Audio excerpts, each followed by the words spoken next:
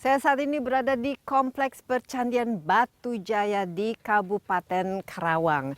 Nah, konon Percandian Batujaya ini merupakan yang tertua di Jawa Barat. Lebih tua lagi dari misalnya Candi Borobudur ataupun Candi Prambanan. Dan sampai saat ini masih belum banyak yang diketahui mengenai kompleks ini. Tapi ada dua candi dari 62 situs yang ditemukan di area ini yang sudah dipugar. Ada Candi Jiwa dan Candi Blandongan.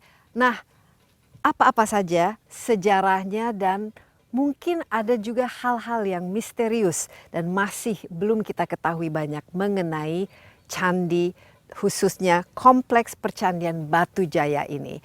Insight with Desi Anwar akan berkenalan lebih jauh lagi untuk mengetahui cerita di balik Kompleks Percandian Batujaya ini. Bersama saya, Desi Anwar.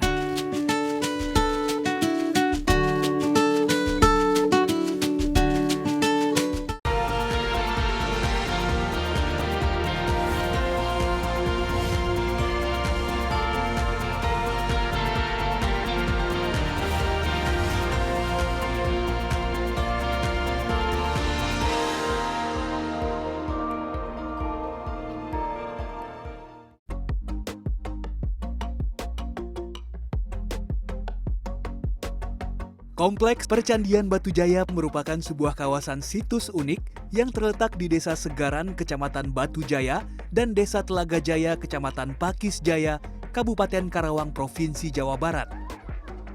Situs ini dikenal sebagai Kompleks Percandian karena terdiri dari sekumpulan candi yang tersebar di sejumlah titik.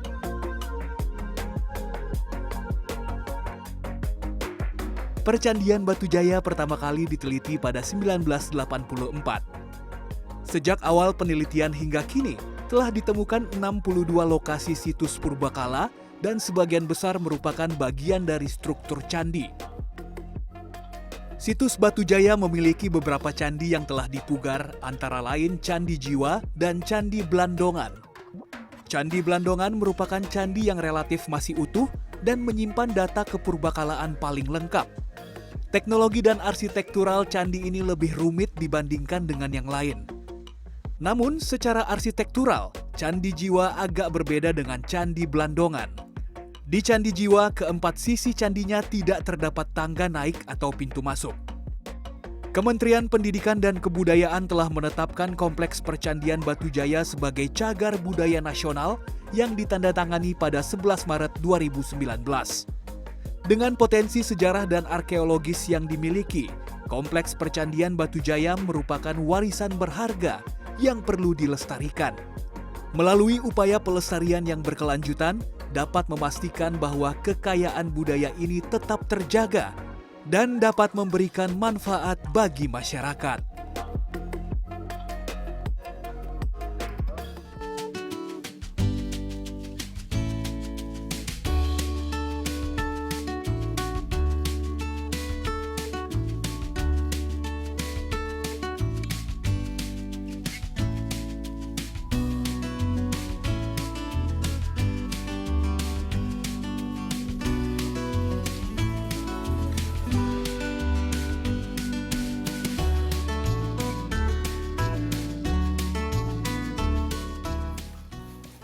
Halo Pak Narto, apa kabar? Baik, Bu.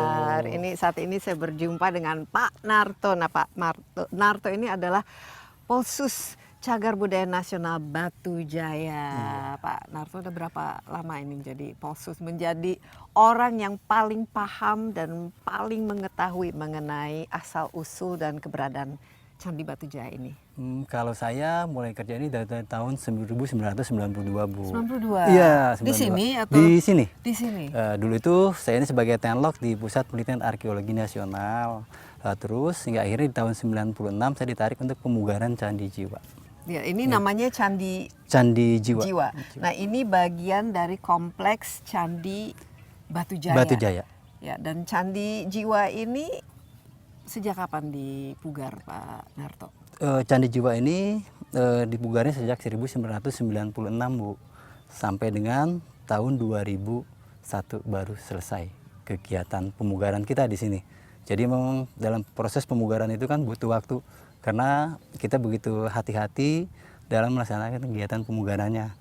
Dan kenapa kita hati-hati? Karena kita ingin semaksimal mungkin mempertahankan keaslian si bangunannya. Maka dalam pemugaran kita ini ada sekitar 20% bata baru yang masuk untuk sebagai bahan pengganti. Pengganti dari bata yang Rusak. Yang rusak. Iya, itu. rusaknya. Jadi ini tahun 96 ya? 96 pemugaran. 96 dimulai jadi zaman Orde Baru ya waktu itu. Nah Orde itu di Baru. bawah apa? Siapa yang waktu itu menaungi kegiatan di sini Pak Narto? Kalau itu kita namanya itu BP3 Serang, Bu. Kalau itu kantor saya dulu di situ. Dan setelah itu baru masuk ke BPCB. Nah, terus sampai sekarang ini kita ini di BPK Balai Pelestarian Kebudayaan Wilayah Jawa Barat Wilayah 9. Oke, jadi ini seluruh area ini kalau di total ada berapa yang di bawah cagar budaya? Dari hasil penelitian di tahun 1985, kita ini sampai saat ini kita ini baru menemukan 62 titik sebaran situs, Bu. 62 titik sebaran situs. Iya. Jadi ini salah satu dari situs yang ditemukan. Iya, kan? ini salah satu situs yang ditemukan dan situs ini salah satu yang dipugar juga, Bu. Jadi dari 62 itu secara administratif kita ini terletak di 2 kecamatan dan 3 desa. Desa Segaran, Kecamatan Batu Jaya, Desa Teluk Buyung, Kecamatan Pakis Jaya, dan Desa Telaga Jaya. Jadi dengan luas arealnya kita ini punya luas 5 km persegi. 5 km persegi, jadi lumayan ya, cukup luas ya. Cukup luas, Bu. Pak Narto, mungkin kita ingin lihat lebih dekat lagi. Ini kan salah satu dari candi yang dipugar ya, namanya Candi Jiwa. Sementara kompleks ini sendiri namanya Kompleks Candi Batu Jaya. Batu Jaya. Ya, dan di Desa Segaran ya. Desa Segaran. Nah, ini biasanya mungkin kalau kita datang sini nggak boleh Tidak boleh turun karena ini kan harus menjaga, kita harus melestarikan. Ya, melestarikan, Tapi tinggalan. Pak Narto katanya kasih saya special privilege ya. Ayo, Saya ikut siap. ya. Ya, kita ikut turun.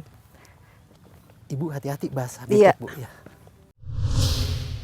Di situ ada semacam mantra di terakota itu. Sedangkan di batu itu kita ada prasasti yang sampai saat ini belum sempat terbaca.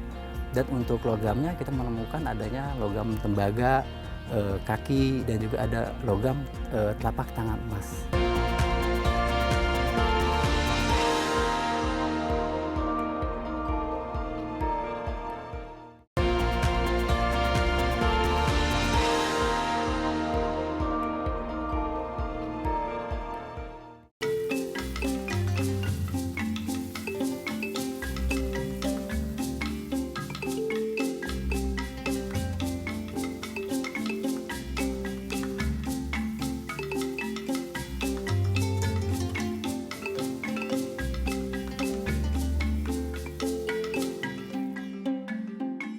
Ya, kita berada di samping ini Candi Jiwa ya namanya. Ya, ini salah Candi Jiwa. satu dari 62 situs 62 situs. yang ada di kawasan seluas 5 km 5 kilometer ini. persegi. Nah, Pak Narto, cerita dalam konteks sejarahnya ya, Pak Narto apakah bisa memberikan penjelasan asal usul dan tentang sejarah dan kira-kira keberadaan situs di Karawang ini?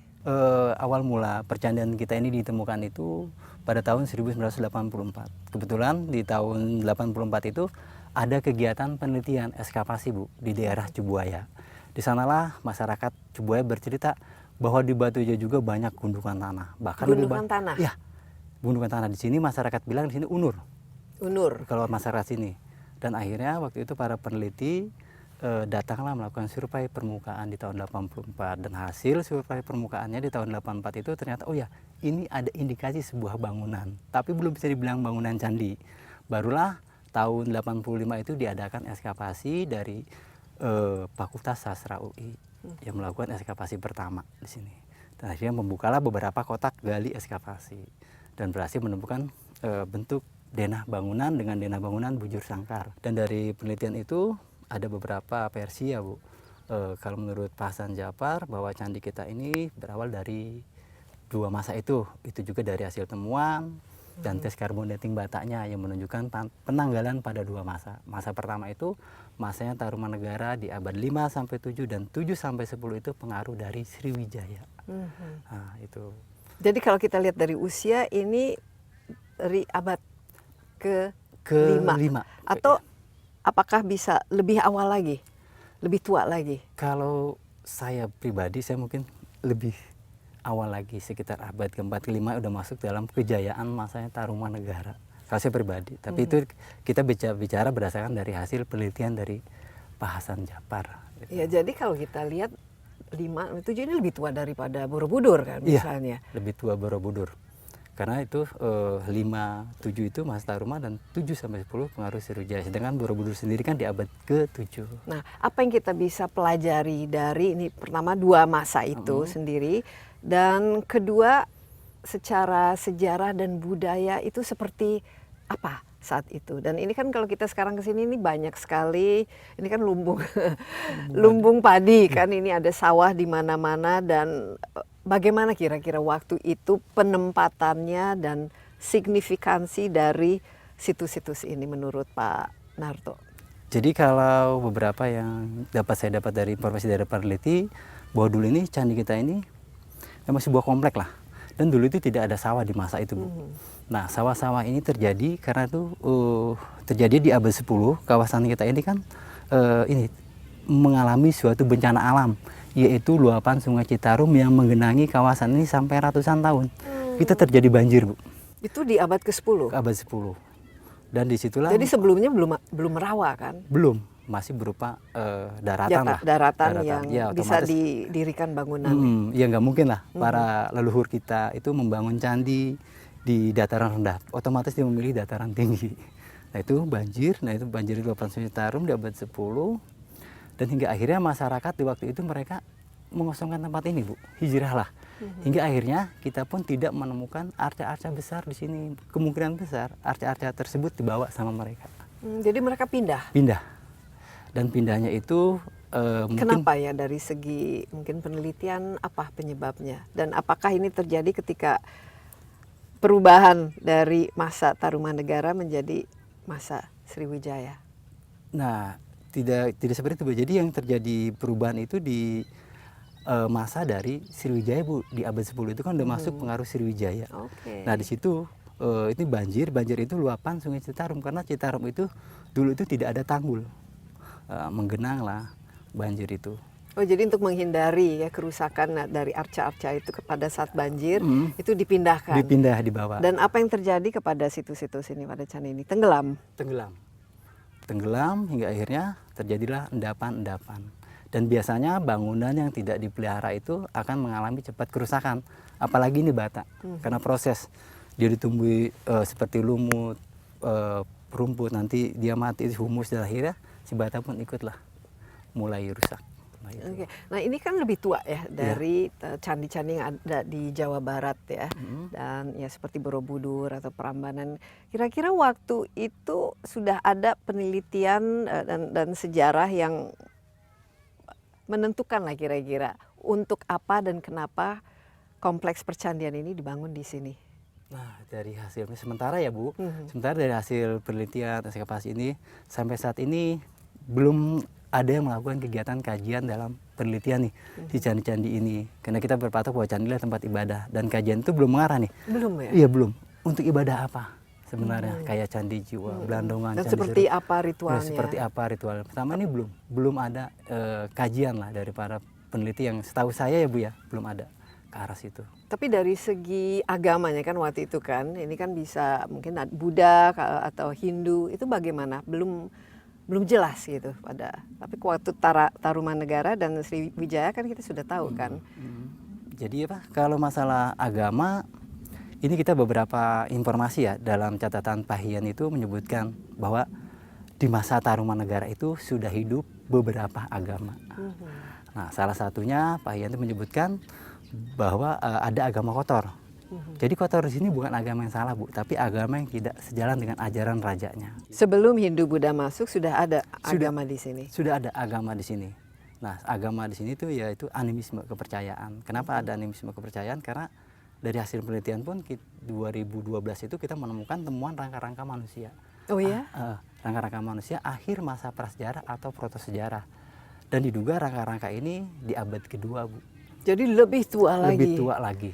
si rangkanya. Dan ini masih misteri sampai saat ini ya? Masih misteri. Itu kita butuh informasi ini, Ya, butuh maksudnya penggalian dan butuh ekskavasi penelitian. penelitian lagi. Nah, proses ekskavasinya itu sendiri seperti apa dan kira-kira konklusinya yang ditemukan setelah melakukan ekskavasi ini apa-apa saja Pak Narto?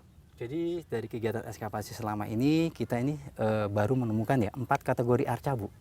Arca pertama itu arca terakota, batu, logam, sama stuko. Nah, kalau arca terakota ini motif tablet yang menggambarkan tokoh-tokoh agama Buddha. Di situ ada semacam mantra di terakota itu. Sedangkan di batu itu kita ada prasasti yang sampai saat ini belum sempat terbaca.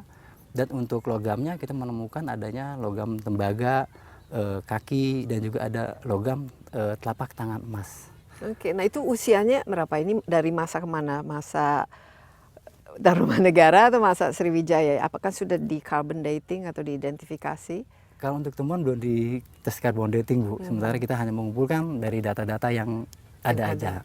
Sementara yang di tes carbon dating itu yaitu seperti rangka manusia, bataknya, dan gerabah ada yang di tes carbon dating. Nah, itu dari tes carbon dating itulah diambil kesimpulan bahwa ini ada 2 masa. Masanya Tarumanegara dan pengaruh dari Sriwijaya. Oke, jadi pengaruh ya dari Sriwijayanya itu kelihatan ya kelihatan. dari Kenapa? arca. Itu tidak hanya dari arca itu dan temuan, tapi ini, Bu, ada beberapa informasi seperti dari Pahian itu juga menyebutkan bahwa dulu itu di tahun 669 itu masih ada utusan yang dari Tolomo yang ke Cina. Kebetulan orang Cina menyebut nama Tarumanegara itu dengan sebutan Tolomo 669. Dan semenjak tahun itu sudah tidak ada lagi utusan yang dari Tolomo yang ke Cina. Jadi berarti berhenti ya pengaruh dari Tolomo Cina itu? Iya, kalah mungkin ya ini. Enggak, mungkin masuknya pengaruh Sriwijaya. Nah, berhenti, tidak ada utusan ke sana. Dan apakah ini sesuai dengan bunyi prasasti yang ada di Kota Kapur yang bagian akhir itu menerangkan bahwa Sriwijaya ingin menaklukkan kerajaan yang ada di Tanah Jawa. Dan kebetulan di bawah Tanah Jawa itu baru ada Taruma. Nah, barulah mungkin setelah masuknya pengaruh Sriwijaya, Buddha lah yang lebih berkembang di sini. Nah, Hindunya mengecil. Hindunya mengecil ya. Ya. Tapi jadi dari segi agama ada beberapa agama, misalnya animisme. Tapi dari Hindunya ada. Kemudian pengaruh Buddhanya juga. Ada. Tapi kalau dari segi bentuknya ini bisa cerita sedikit mengenai Candi Jiwa ini, apa yang signifikan, Pak Narto? Ya, jadi kalau Candi Jiwa ini kalau kita lihat dari atas kan di bagian atas ada berapa kayak macam kelopak bunga gitu, bunga teratai. Diduga si Candi Jiwa ini adalah melambangkan sebagai bunga teratai dan di atasnya itu ada lapak arca Sang Buddha. Dan ini jalan. Jadi ini candi Buddha lah istilahnya. Candi Buddha, ya, karena sudah dari Sriwijayanya ya. Ya. Dan ini lantainya ini lantai Pradaksina ini masih in situ, Bu. Nah, biasanya artinya ini masih aslinya. Masih asli. Di mana lantai ini kalau mereka melakukan upacara keagamaan, mereka melakukan Pradaksina di sini sambil mengelilingi. Pemugaran itu sendiri apa saja yang dipugar dan ini kan misalnya batu bata ya? Iya, batu bata. Jadi ini masih asli atau bagaimana? Ini asli, Bu. Ini kita lihat masih asli dan yang ini kita ada pengganti ya, Bu. Jadi pemugaran cagar budaya ini semaksimal mungkin kita mempertahankan nilai keaslian si bendanya. Mitos yang masih berkembang sampai saat ini memang ada, Bu. Jadi kalau kita bawa pulang batanya itu suka didatangi, Bu. Sampai saat ini, iya, oleh penunggunya. Itu mitos yang masih berkembang ya sampai saat ini. Ya memang kita kalau tidak ada cerita ini dari dulu, ya mungkin si candi kita sudah habis oleh masyarakat batanya. Karena untuk batanya itu untuk rumah atau apa. Tapi tertolong dengan adanya cerita-cerita tersebut.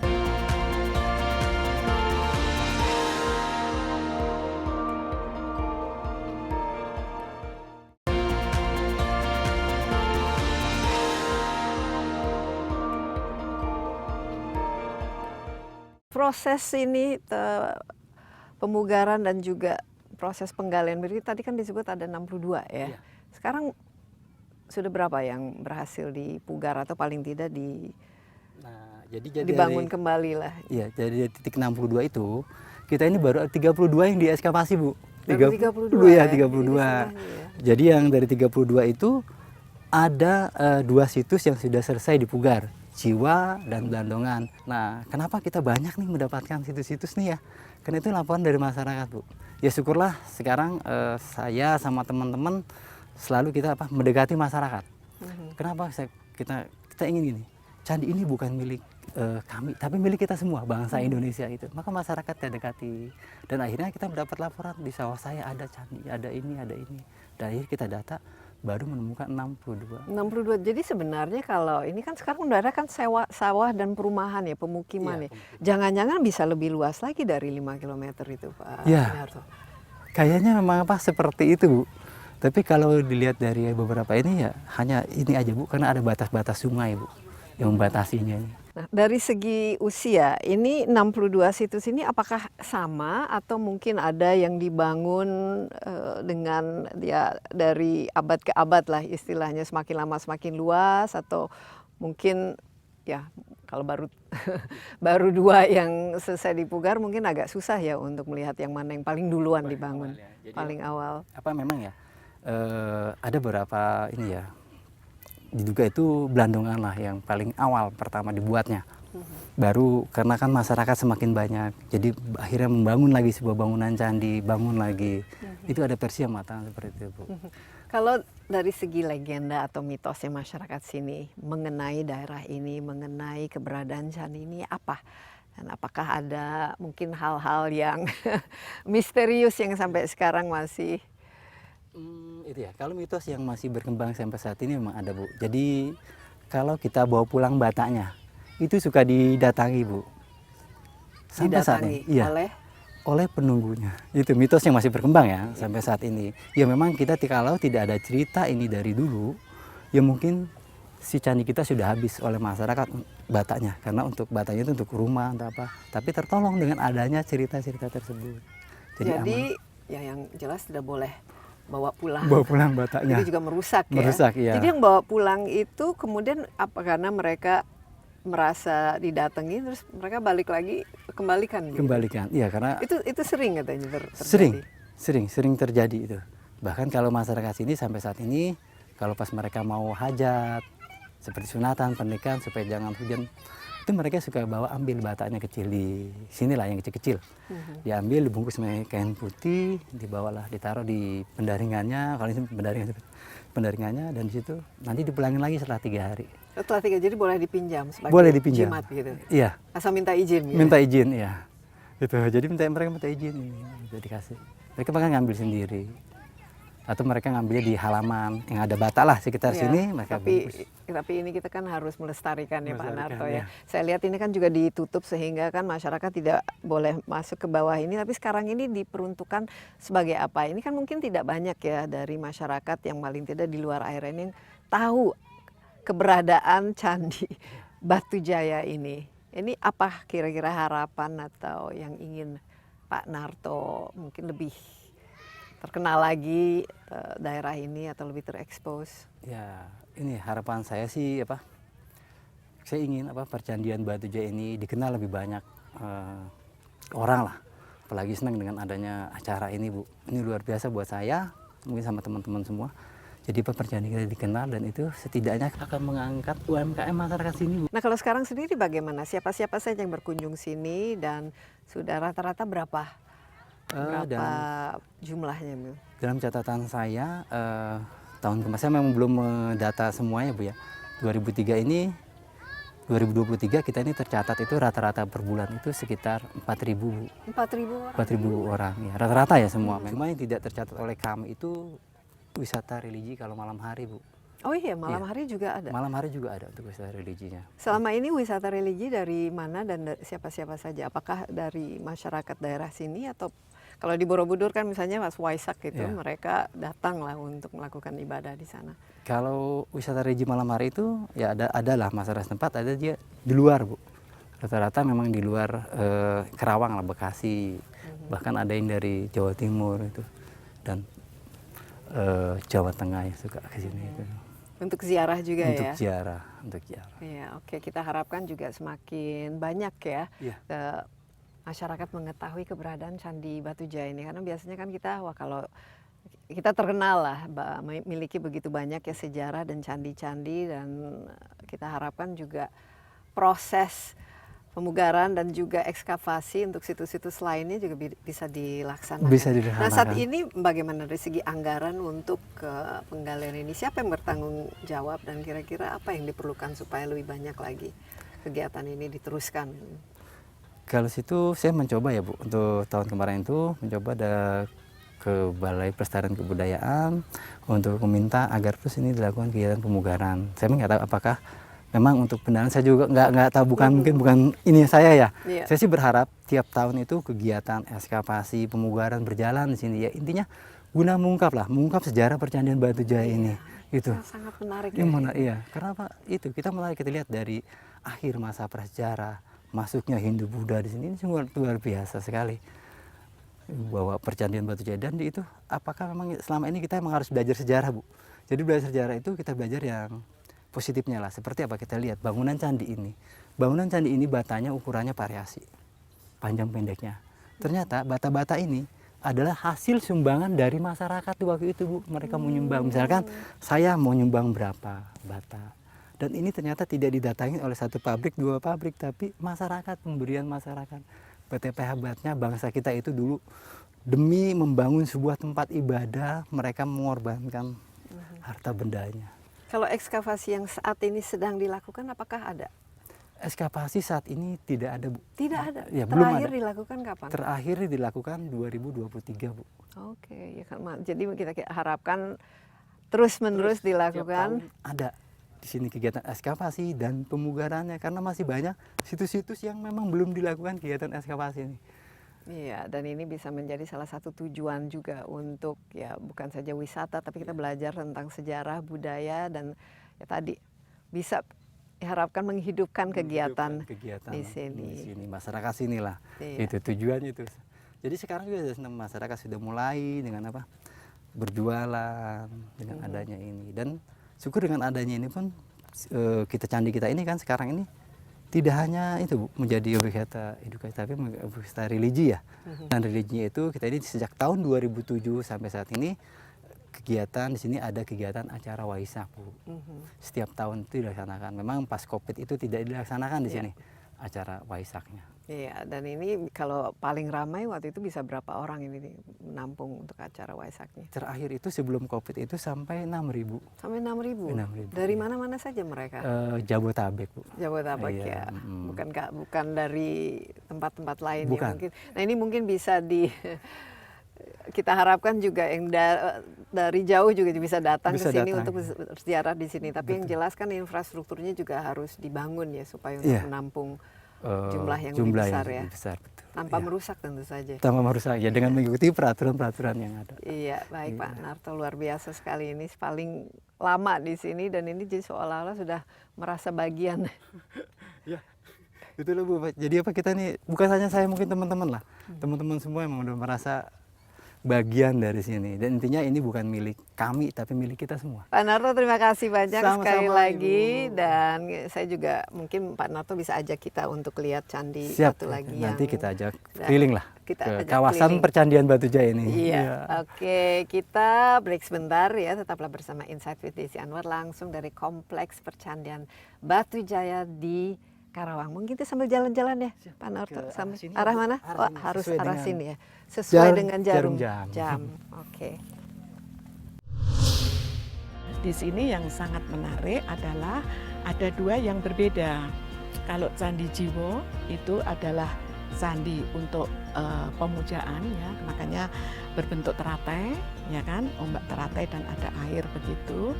Kalau Candi Blandongan ini adalah candi pendarmaan. Jadi sangat menarik sekali.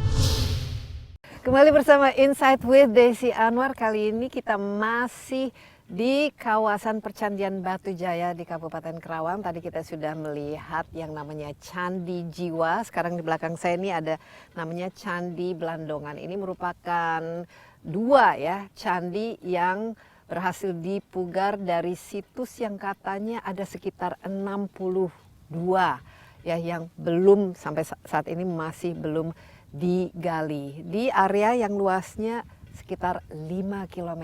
Nah, kita tentu saja ingin lebih mengetahui mengenai candi-candi yang ada di sini, area di sini, bentuk arsitekturnya. Saya sudah ditemani oleh Profesor Nani Widayati, Guru Besar Ilmu Arsitektur dari Universitas Tarumanegara. Sebenarnya, Prof, apa kabar? Baik. Senang sekali kita berjumpa di alam segar Terbuka, ini, iya. alam terbuka dengan suara alam dan ini tadi Burung-burung. bunyi-bunyi ini untuk nakut-nakutin burung gitu ya. Nah, Iya. sebenarnya kenapa kita ada di sini? Kenapa saya tertarik berkunjung di sini? Ini karena Prof Nani juga bilang harus ya Desi berkunjung ini ke Candi Batu Jaya ini. Ya, ada hal-hal yang menarik. Tadi kita sudah belajar sedikit mengenai candi itu asal usulnya, tapi saya ingin tentu saja dari kacamata seorang guru besar. Maknanya serta yang lebih penting lagi itu arsitekturnya dan peruntukan dari bangunan-bangunan yang sekarang ini sudah dipugar di sini. Silakan, Prof. Jadi begini Bu, sebetulnya ada dua layer yang berbeda ya. Yang layer pertama adalah kita berbicara tentang lahannya. Jadi lahan ini adalah dari era-era masa lalu, era-era kalau orang bilang masa-masa Atlantis begitu ya, masa Lemurian. Ribuan tahun Ribuan yang tahun lalu, yang ketika dunia lalu. juga masih berbeda ya. Ya, ketika belum terjadi tsunami besar sekali itu, area ini merupakan area yang mempunyai chi sangat positif. Energi. Energinya sangat positif sekali dan diyakini kebenarannya oleh masyarakat ketika itu. Nah, ini satu titik. Titik yang satunya adalah titik Gunung Sadahurip dan satu titik lagi adalah Gunung Padang. Jadi tiga hubungan ini itu diyakini kebenarannya ketika itu merupakan area yang sangat positif sekali. Nah, itu era masa lalunya.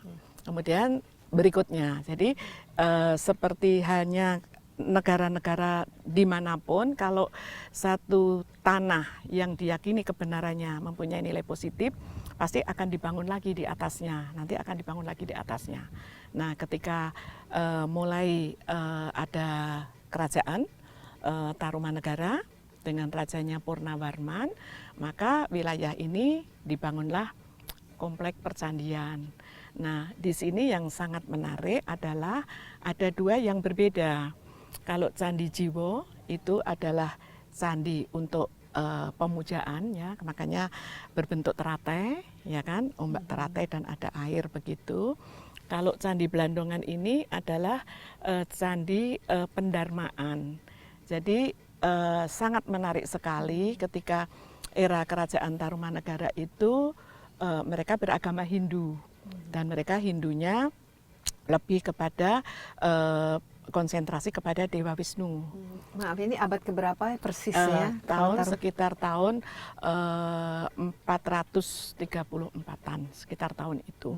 Nah, kemudian karena Raja Purnawarman itu bisa memakmurkan keseluruhan rakyat di sini, sementara masyarakat di sini banyak yang beragama Buddha, antara Hindu dan Buddha tidak ada pertengkaran, maka dibikinkanlah Candi Pendarmaan untuk Raja Purnawarman. Nah, kalau ini candi Hindu atau Buddha? Buddha. Buddha. Iya. Jadi semua candi-candi, kita belum banyak yang masih belum beli, tapi semuanya bisa Buddha. dikatakan Buddha, ya. Buddha. Tetapi masyarakatnya banyak beragama Hindu dan itu tidak bermasalah gitu loh Bu. Nah, kemudian Candi Pendarmaan ini berbeda dengan yang tadi ya di Candi Jiwa. Ini ada 4 sisi trap yang bisa untuk orang naik ke atasnya.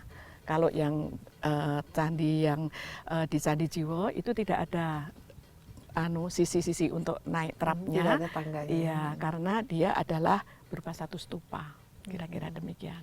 Ya, nah kalau kita flashback ya, yang kita ketahui mengenai masa lalu khususnya yang ketika Kerajaan Tarumanegara itu seperti apa masyarakatnya dan bagaimana kira-kira ritual yang dilakukan dan seperti apalah ini yang kita bisa pelajari dari mereka. Ya, jadi mereka itu melakukan ritual sesuai dengan agamanya masing-masing begitu, itu tidak bermasalah.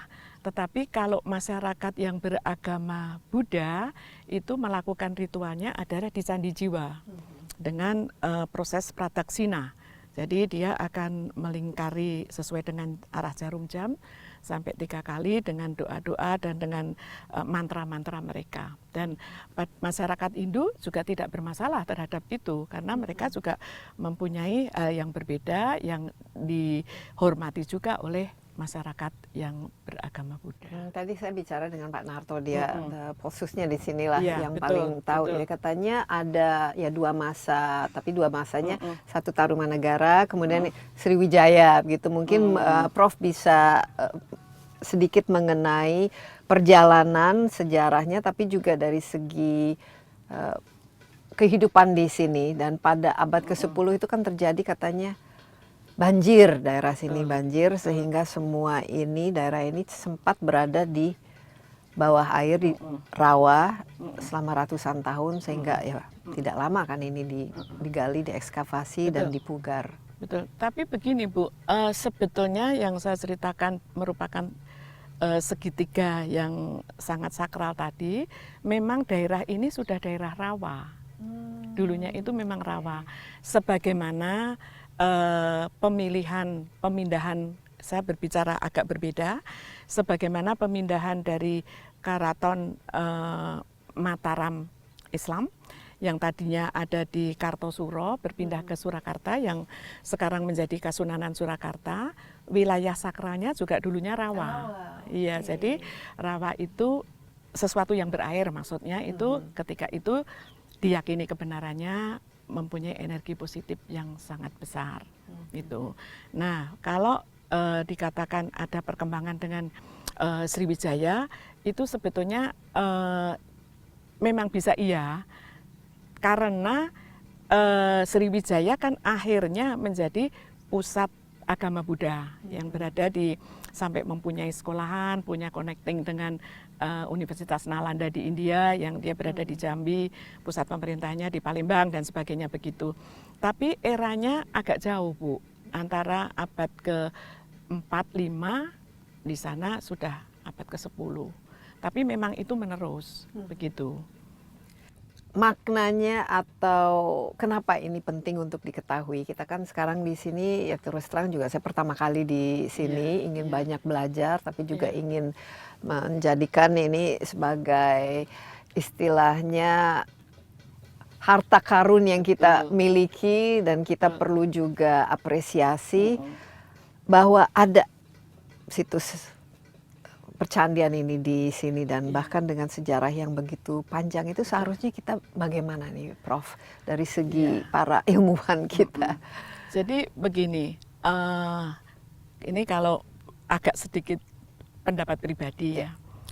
Kalau kita sudah mau tidak mau, siap tidak siap kan kita sudah masuk era globalisasi. Kita harus bersaing, kita harus berpartner dengan masyarakat di dunia ini. Nah, kalau dari segi teknologi sepandai apapun kita kan juga sudah ketinggalan, ya kan? Di sana peradaban teknologi sudah sampai seberapa, kita baru mau masuk ke dalamnya, dia sudah lebih lagi. Tetapi itu tidak bermasalah, karena kita mempunyai sesuatu yang negara lain tidak punya, yaitu dengan adanya kepulauan yang banyak sekali di Nusantara ini, dengan adanya suku-suku bahasa yang berbeda-beda, peradaban yang berbeda-beda, ini sebetulnya kan satu kekayaan yang tanpa kita sadari generasi-generasi berikutnya ini terlena dengan adanya globalisasi melupakan itu. Padahal sebetulnya itulah pilar-pilar yang bisa mengokohkan kita untuk bersaing dan berteman dengan globalisasi itu, gitu Bu. Itu pertama. Kemudian yang kedua, di dalam setiap peradaban yang dari masing-masing itu pasti ada local wisdom-nya. Di dalam local wisdom itu ada tata krama masing-masing, kemudian ada bahasa, kemudian ada sopan santun, perilaku, termasuk makanan-makanan tradisional. Nah, itu sebetulnya sangat menarik sekali kalau kita mempelajari itu semua. Dan itu merupakan kekayaan kita yang bisa kita sandingkan di dalam era globalisasi ini. Karena untuk ekskavasi, untuk penelitian, kemudian untuk mendata barang-barang yang berceceran untuk didata, dikembalikan ke tempatnya, itu butuh energi, butuh dana, butuh waktu yang sangat lama.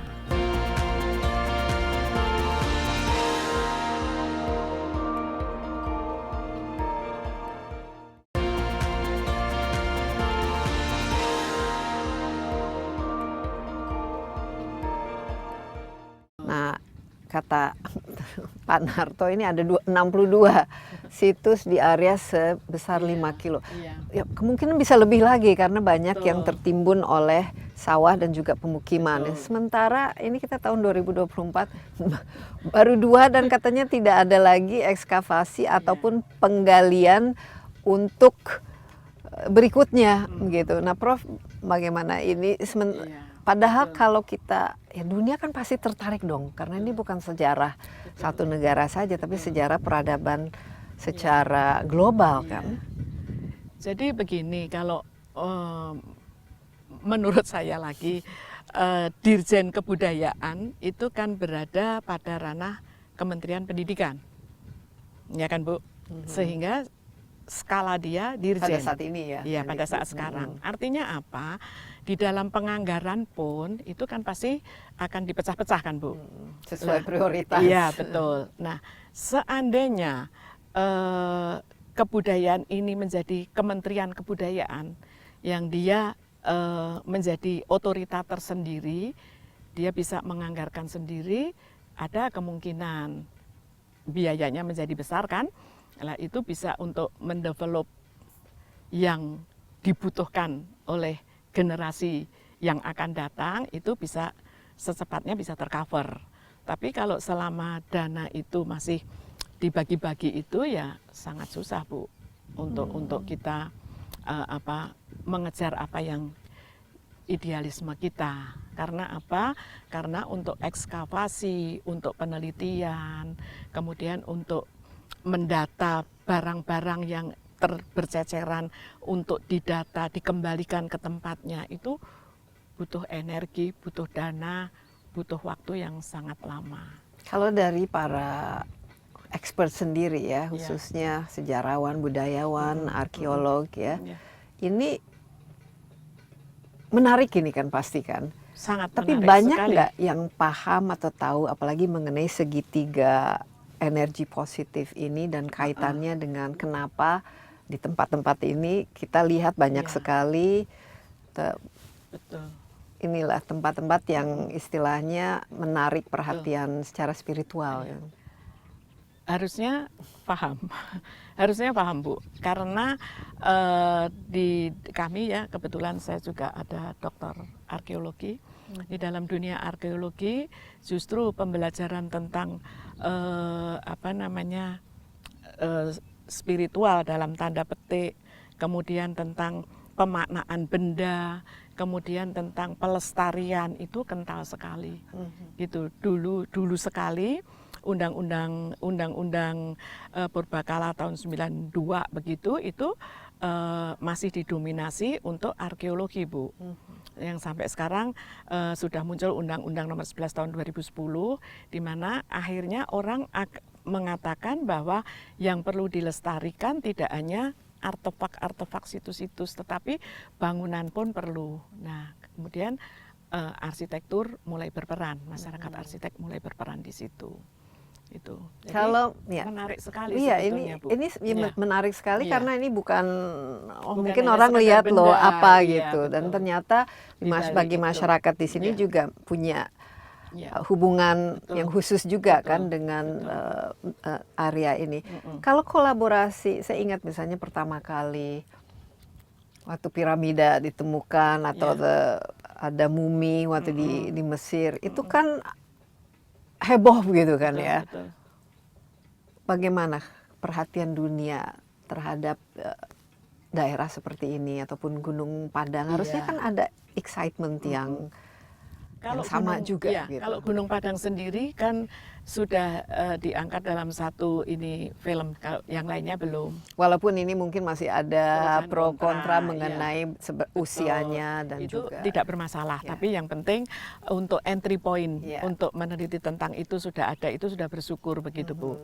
Nah, yang lebih penting lagi sebetulnya harus selalu ada kolaborasi di antara museum-museum di dunia untuk mengeksplor apa yang kita punya. dan juga membantu dengan pendanaan dan Betul. mengirimkan Kalau sudah juga. dieksplor, biasanya para filantropis di negara-negara yang maju itu mau kok Bu untuk memberikan donor.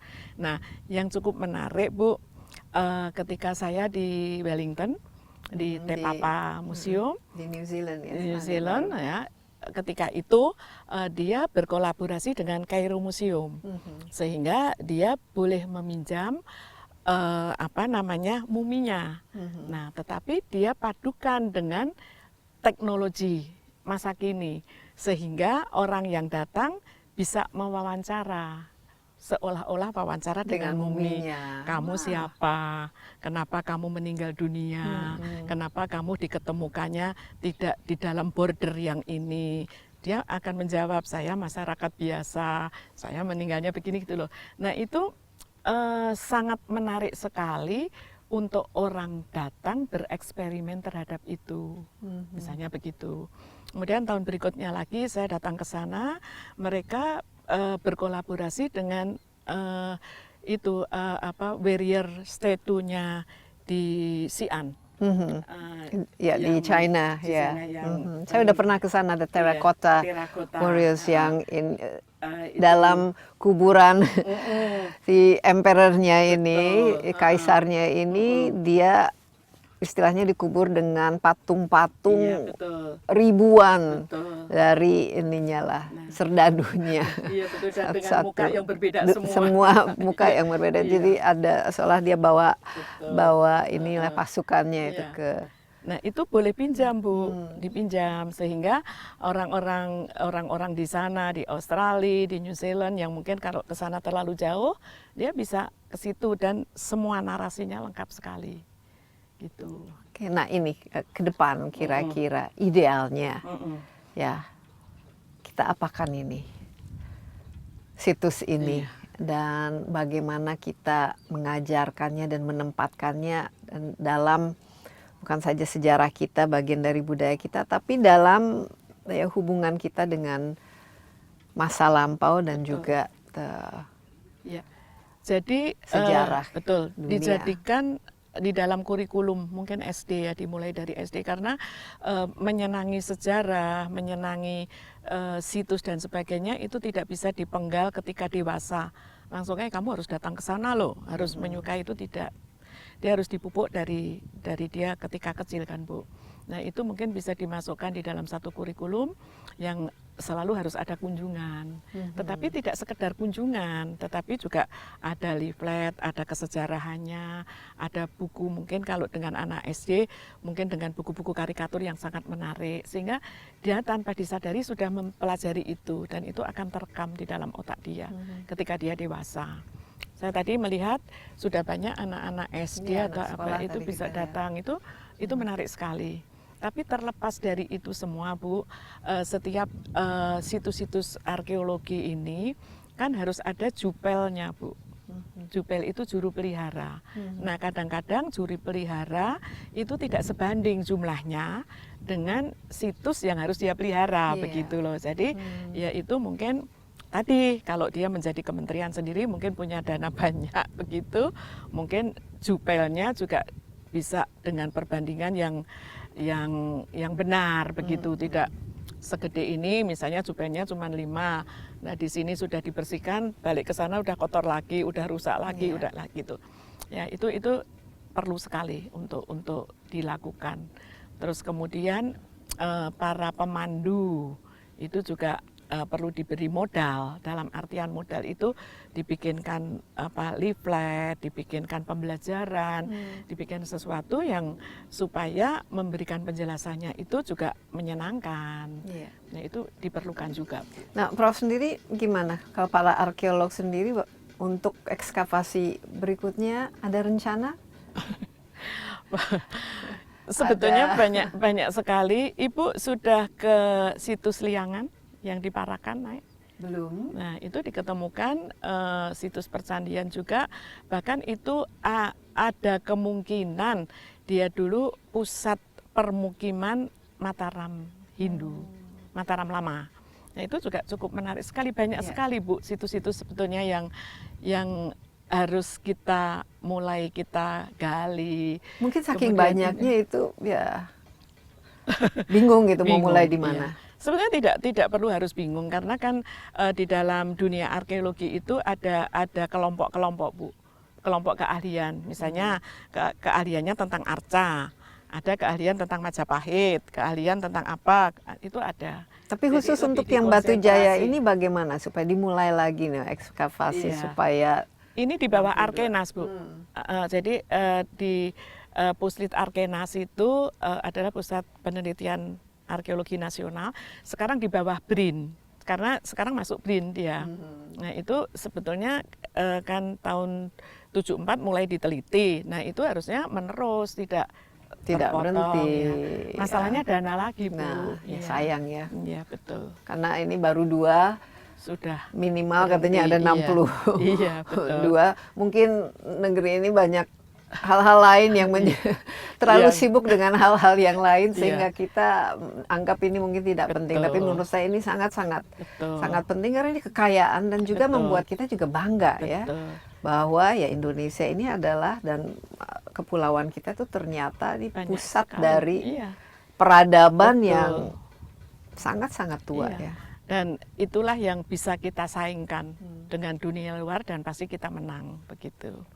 Nanti mungkin kita ke situs-situs lain ya, tadi yang ketiga Gunung Sadar Hurib, supaya kita bisa lihat dan pelajari ini segitiga yang dulu merupakan mungkin ya itu peradaban Lemurian yang puluhan ribu tahun yang lalu, dengan peradaban yang sangat tinggi, sangat tinggi, sangat tua, bahkan ya mungkin tidak kebayang ya. Iya betul.